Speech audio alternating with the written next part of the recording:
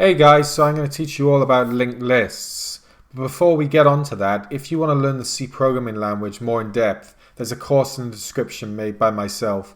Massive discounts on right now, so check that out. Okay, back to the video. Now, what is a linked list? A linked list is essentially a chain of elements. So each part of the chain has a next on the chain, right? So let's say we want to make a linked list that holds a bunch of strings, characters, right?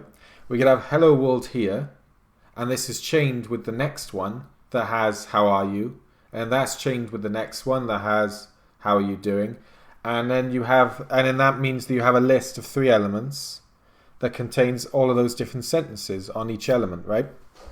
So the linked list is essentially just a chain. So you have the first part of the chain, second part, third part, and it goes on and on and on until the chain ends. So what's the point of a linked list? If you want to store information in memory at runtime, but you don't know how much data you're going to need, linked list is perfect because you can chain different structures together that can go on and on and on until you run out of memory, right? The chain's basically infinite. So to put it simply, a linked list is just a way of storing information in your program. You can chain different elements together and then loop through them to output them later on. You can reshuffle the list. It's just a way of storing information tidily in RAM, and there's also no limit with a linked list to how much information you can store. So if you had a program that, lets you keep entering new data forever, it doesn't ask you for the maximum elements or anything like that. You can just keep entering data forever and ever. You can enter one sentence, then you can enter another, then you can enter a third, just as an example, right? On the keyboard, type one sentence, type a second, type a third. Linked lists would be perfect for that because linked lists can go on infinitely. So you just chain them all together. You chain the elements all together until the end of the list is reached. If you want to add a new element to the list, you just add another element to the end of the chain. It's really as simple as that. So okay, enough talking. We're going to get straight to it. I'm going to show you how to create a linked list in C, and we're going to do that right now, so stay tuned. Okay, let's start making a linked list. The first thing I want you to do is, in your C program, include stdio.h. Okay. This contains like printing routines and so on, so we can output to the terminal, as you probably are already aware. So let's now define a main function, and this is obviously the entry point of our program here, and we're just going to return 0 in here. Okay, cool. Now I'm using Windows. You can do this on Ubuntu. It's entirely compatible. You can do this on Linux, Mac, whatever you want to use. You can still follow this along. So I now need to create a structure. We're going to call it struct list element.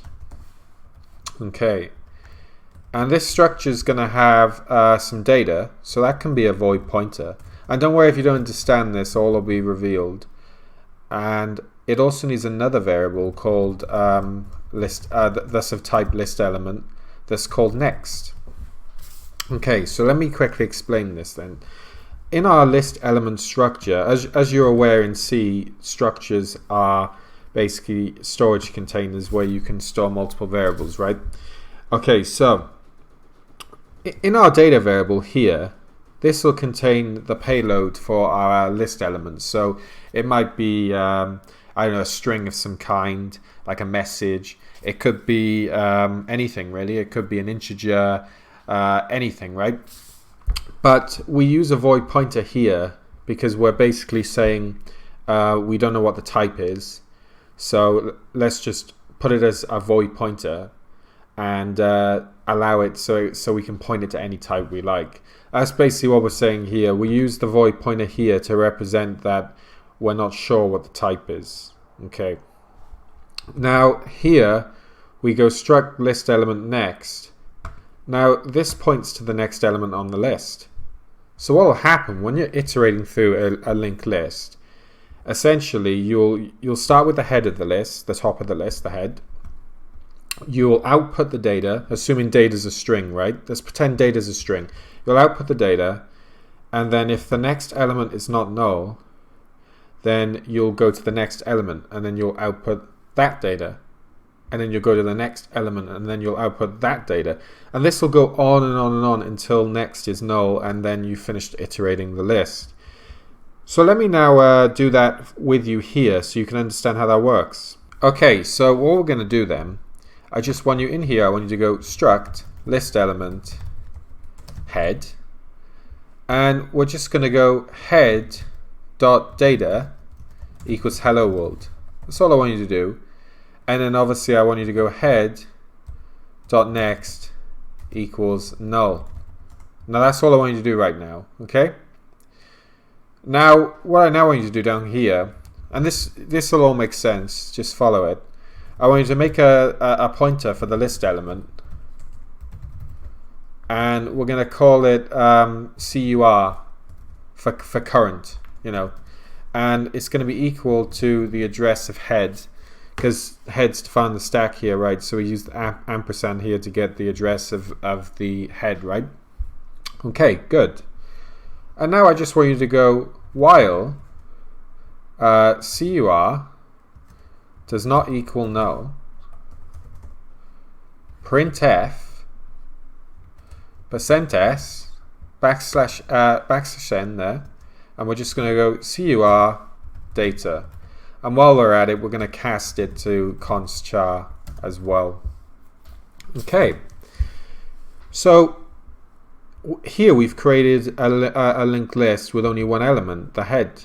And just to demonstrate this, if you now compile that, gcc main.c -o main, and we're just going to type main, and you see hello world. Now notice how it's been printing forever. Now that's because I forgot one vital thing. Down here you need to go CUR equals CUR next. That's what you need to do. And all this will be explained in a moment. Just recompile that and run it again. And you can see it outputs hello world once. So let me explain what's going on. So here we create our list element, and this is the head of the list. We set the data to hello world, and remember these character sequences, they get converted to a memory address at compile time. So even though we put hello world here, hello world is stored statically in the executable somewhere when it's compiled, and then this is replaced with the address of that character array. That's how this works. So really our data is a number, it's the address. It isn't equal to hello world. Hello world is stored somewhere in the executable. Here contains a reference to it, like an address to it. Okay, cool. So let's go over this. We create a list element called head. We set its data variable in the structure to the address of hello world. Okay. We set its next variable to null, meaning there's no more elements on the list. Now here on line 17, we start outputting those elements. So what we do is we create a pointer, a list element pointer that points to the head, and we enter the while loop. We say, is the current element null yet? No, it isn't. Okay. So then we output the data as a const char pointer. So this outputs hello world, because that is we are pointing to head here, and head's data is hello world. So that outputs that. And then here on line 21, we change our current pointer here to the next element in the list. Now, as the next element in the list is null, we leave this loop when we loop back around. So because we leave this loop, everything works as expected. If you didn't have next equals to null, let's comment that out, and you compile that again, you can see that it actually crashes the program. And yeah, it doesn't show us an error message on Windows. You will see it on Linux, but it did crash nevertheless. Now, that is because this is initialized on the stack here, and we are not setting this structure to all zeros. Our head next is in an uninitialized state, right? It's in an uninitialized state, which means it could be equal to anything, right? Which is why it crashes if we don't have that. So that's pretty important. But hopefully that makes sense how this list is working, right? So the data here, and we got a lot more to go, by the way. The data here is equal to, I don't know, a string, an integer. It points to one of those, right? It points to a string, it points to an integer, it points to anything, right? And in this case, we pointed to some data, hello world, right? We set the next to null, meaning there's no more elements. And then we just output the elements here. It's really as simple as that. Now let's add another element to the list then. We're going to go struct list element second. Okay? I just go second.data equals this is the second element. And then just go second.next equals null. Okay? And now currently these two lists, they're not a part of each other. They're not linking to each other in any way because the heads next is null here, right? So all I want you to do, I want you to copy this and we're going to paste it above head. Okay? And then keep this set to null, but we're going to change heads to point to second. Simple as that, right? So now if we now compile and run that again,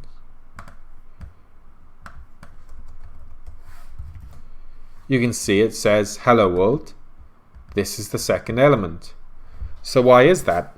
Because we create a second element here and then we create our head and we set our heads next to point to our second element here.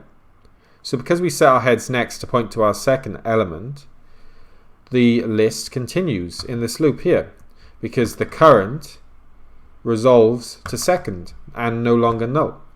But then when it runs the second element in our loop down here, the next then becomes null, right? The current then becomes null because the next is null, ending the loop. So that's how linked lists work. I'm going to show you now how we can write some C code to make our list much cleaner. We're going to have really nice functions.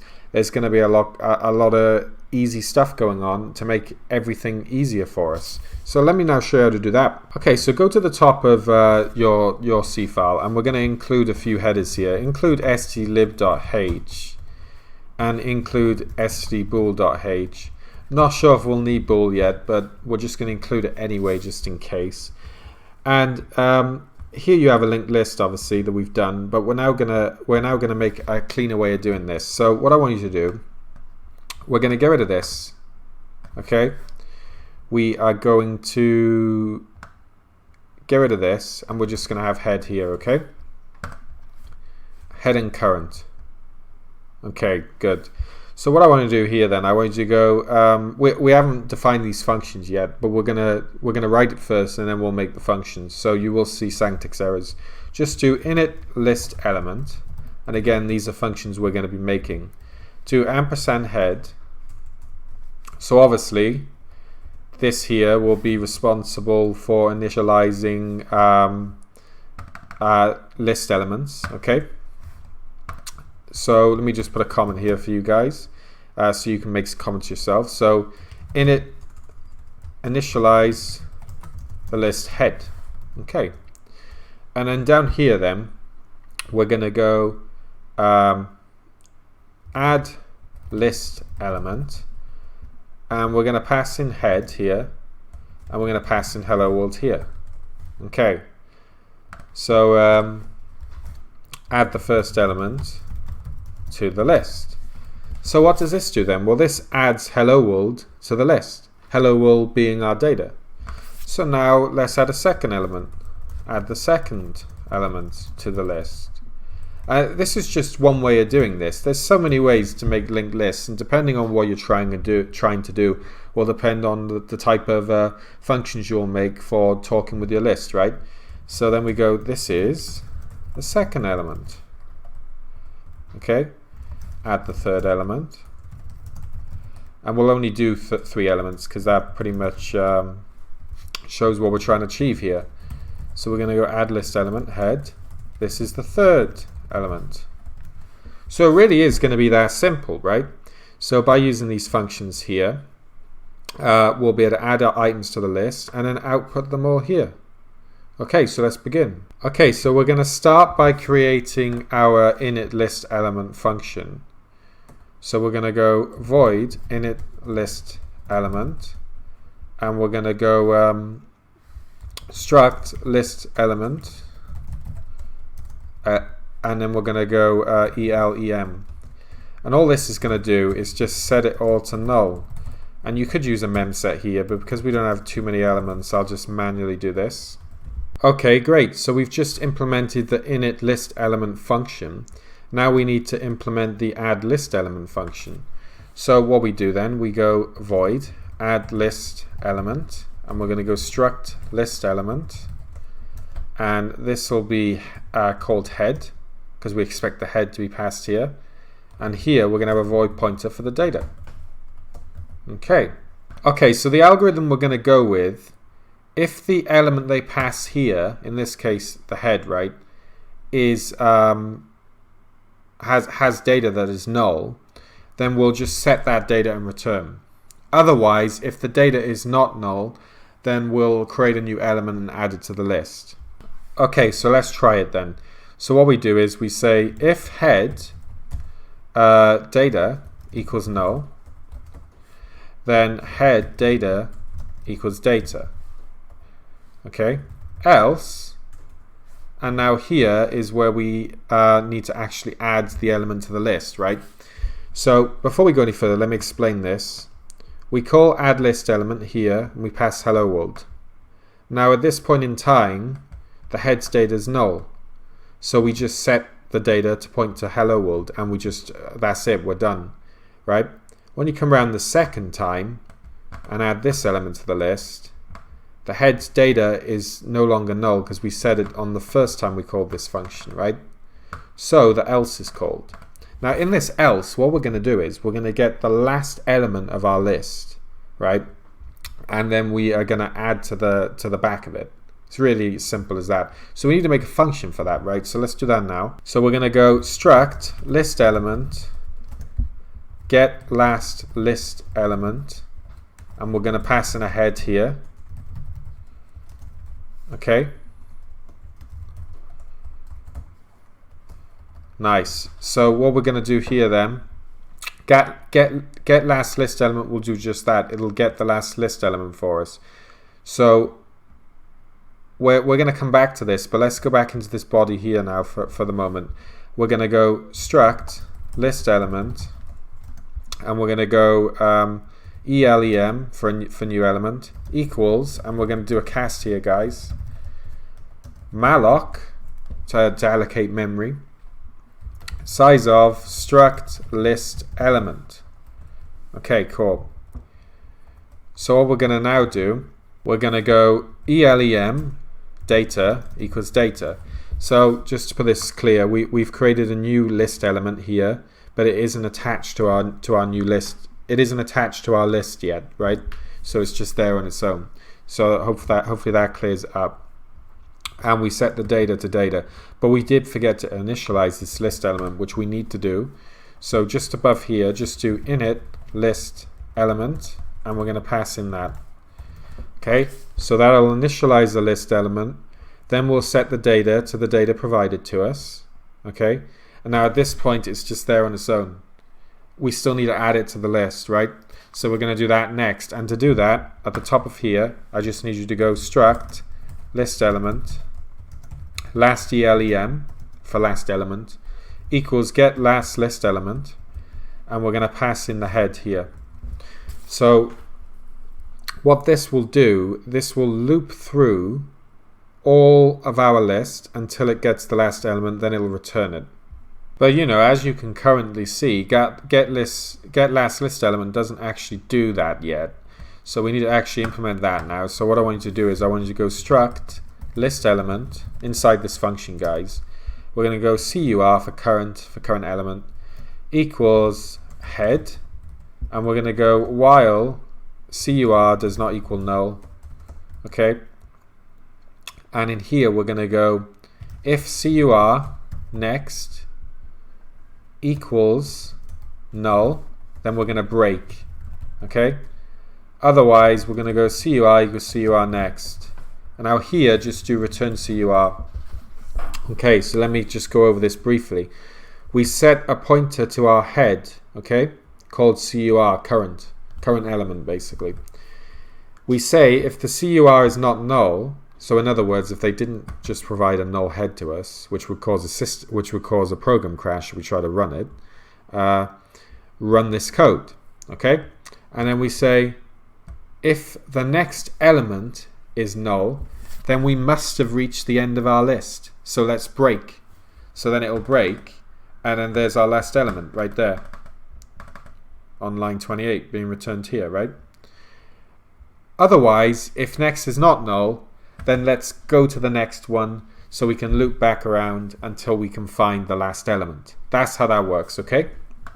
So in here now that we're aware of what the last element is, we can actually add to it. So all you do to add to it, to add to that list, you just go last ELEM next equals ELEM. It's as simple as that. And now if you compile and run that, you can see hello world, this is the second element, this is the third element. So I hope that makes sense. So I'm going to go over this again briefly just to make sure you understand. So we create a head, then we add hello world to the list, we add this is a second element to the list, and then we add this is a third element to the list. On our first call here, add list element hello world, we know that the head doesn't have any data yet. So what we do is we set the head to equal to something on our first call to this function, right? That's all it does. On the second call, we can see that our head already has data. So what we do is we find the last element in the list by iterating through the list until the next is now null. When the next is null, we know that that element has to be the last element in the list, right? So then we get that element, and then we create a new element and we append it to the end of that node by setting its next variable, okay? And then we do the exact same thing for element 3 here. So that is how all of that is working, guys. I really hope that makes sense. If you're still confused, please ask me questions. Try to be as detailed in your questions as possible so I can best help you. But basically, you know, the first few minutes of this video, you know, it was a lot more simpler. Well, it's no different. What we're doing here is absolutely no different. I've just abstracted it out a little bit to make it cleaner so that we can just call these functions and do this nice and simply. Now, there is one other problem here. We have a memory leak. We're allocating memory and we're not freeing it. I'm going to show you how to do that now, and then that will conclude this video. Okay, so what we do to free that memory then, we need to create a destruct function. So first things first, down here after we've outputted it, we're going to call destruct list, and we're going to pass in the head there. So that'll clean up the list, clean up the memory of the list, okay? And what we're now going to do, we're going to go void destruct list, and in here we're going to have a list element provided to us, the head element, I should say. And we're going to say struct list element CUR equals head next. That's all we're going to do. And you'll notice we use head next here, right? That's because the head is initialized on the stack here. If we tried to free the memory of the head, it would cause the program to crash, right? Our rule for using our linked list implementation is that you are responsible for the memory of the head. We are responsible for the memory of the other list elements. That's the rule in our system, right? That we've just made. So that's why we use head next and we don't just use head. Okay, and also the rule also requires that the head is not null as well, right? The head when they pass it to the destruct list. So here we go, while CUR does not equal null. That's all we do. And now we do struct list element next equals CUR next. Okay, and then we do free CUR, and then we do CUR equals next. So you'll notice we've had to create a variable here, right, that stores the list elements next, and the reason for that is because we're about to delete the memory of our current list element. So if we were to do something like CUR equals CUR next, well, we've just freed the memory for that, so this could crash the program, right? And this is the reason why we store a local variable here before we delete the memory of CUR. Okay, so if you now compile and run that, you can see that works fine, and our memory leak is gone, because now when we call the struct list, it goes through it all and it frees the elements that we allocated here. Because you can see here we allocate the element with malloc. This frees them.